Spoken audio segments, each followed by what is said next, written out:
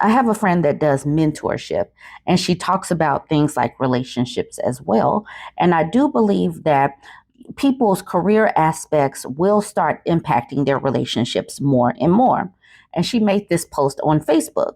She says, was talking with a friend about the ongoing replacement of male leadership by female and queer leadership across various industries.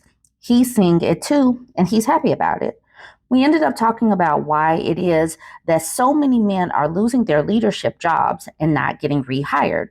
Sure, part of it is the overall market, but what's the other part where the jobs are available are all being offered to women? It sure as hell isn't a DEI type of thing. The women are all more qualified than the men they replace.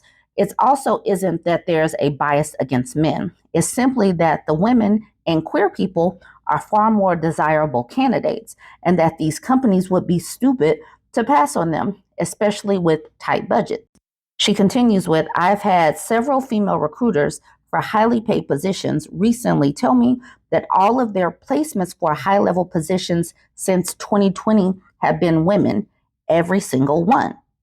He knows my thoughts about all of that since he knows I mentor a lot of queer and female up and comers, and that I also stopped helping men earlier this year, unless they were queer.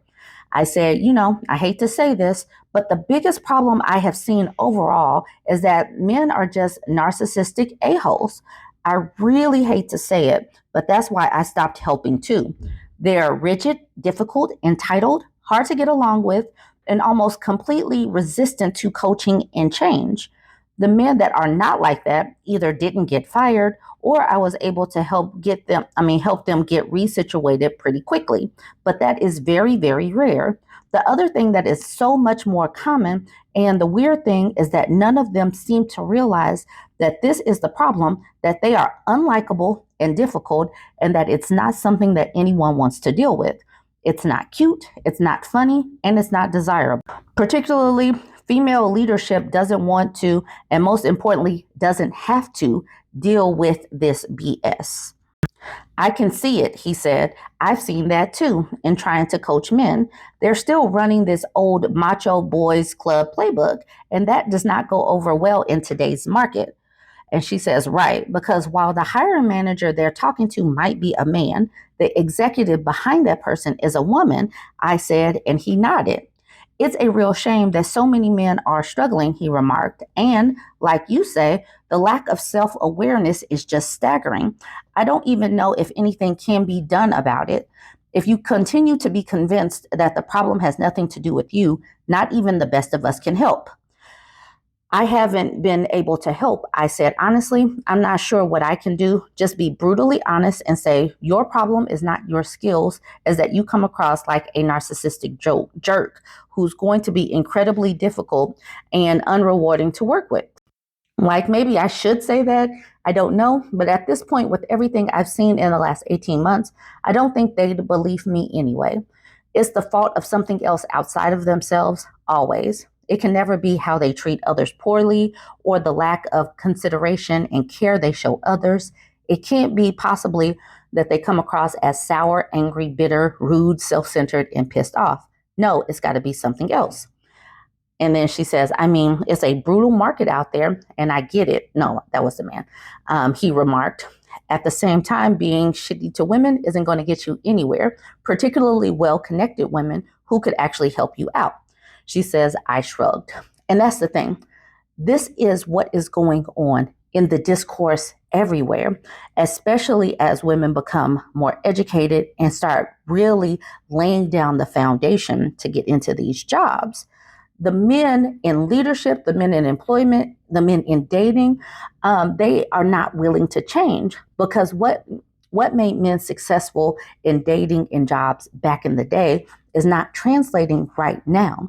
And they're not willing to do the updated version, the 2024 version, where you have to actually be likable and you have to treat women with respect. And they just don't know how to do that. It's making their brains glitch. This is a completely different post from the same woman. And she's talking about relationship escalators, meaning, do you want to take the relationship to the next level? And like I said, this is a whole different thing, but people don't understand that women have a lot more power in the relationship games because we can walk away when things aren't suiting us. Whereas before, we might not have had that power. Now, this is a completely different post from the same woman. She talks about the relationship escalator. She is a child free woman, a single and child free woman. And like I said, she is working with people. She sees people in leadership and she's a mentor. The relationship escalator is like, do you want to take things to the next level? So keep that in mind as I read this. Okay, she says, one other thing about the relationship escalator concept and how I see things changing as women come more and more into power.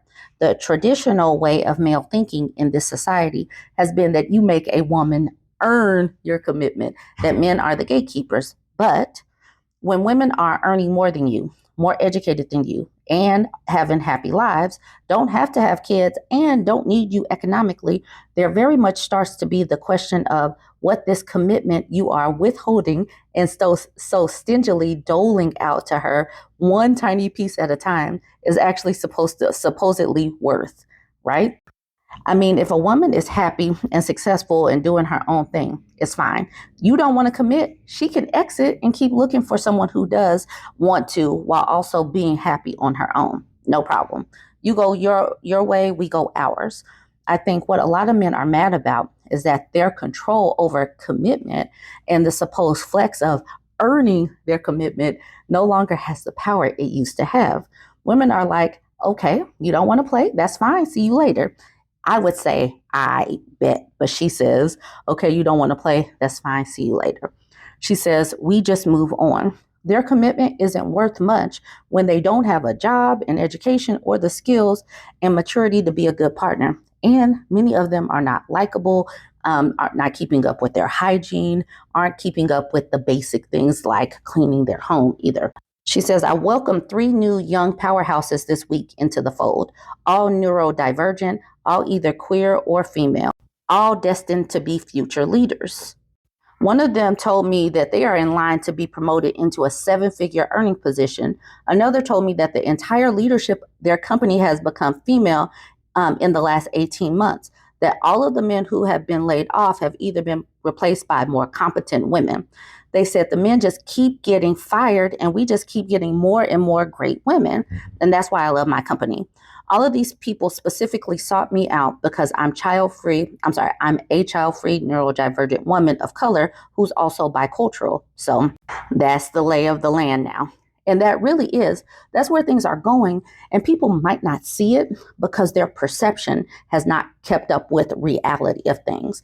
And we've already talked about the fact that women are outpacing men going to college. And what that means is women are building these skills. And that's one of the reasons why they are so like trying to knock down and insult educated women in education, because they know that women have the power to just walk away from things that are serving them when they have that backup plan. And like I said, you're going to be seeing this in relationships and in workplaces because women can just walk away and men are not able to use that control in other ways. So I thought that was interesting. She had both of these posts, and I really love her perspective because she is a woman of color, child free, and in these circles. So join the conversation. Let me know what you think about this. Don't forget to like, comment, and share.